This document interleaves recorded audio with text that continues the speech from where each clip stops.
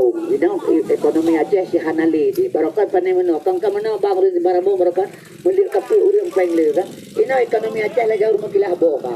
Nah, urang kilabo saja urangnya haji tun haji urang. Konya menan bang urang kilabo. Yang kebenaran ekonomi Aceh wate na barang na moba. Barosa panai capi yang pai di 5,000 per kilo. Capi lam gunung lawung na kopot ter yung capi 10,000 kilo. Anam hoba panen monte-montewan yang Pak Barosai pilih 1,000 rupiah sekilo. Ilmu nublo 20,000. Kita bang beca kita kapo beca hidup lam 20,000 tablo. Anam hoba yang kerja ekonomi Aceh kau mungkin abo. Kaji uro hai jutu haji uro. Ate hana pineng ya ka kamu hai becu ate itu pineng bulele kala 6,000 sekilo. Yang kerja maka ada le ekonomi Aceh tapi ka barang kapu ju. Dia ana ate na pe becu tu ya negala.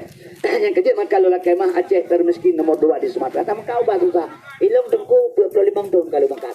Umulong 70 tahun. Mata tuarkau jidrop le plisi le SGI le kuramel plus ada. Balu pegahaba.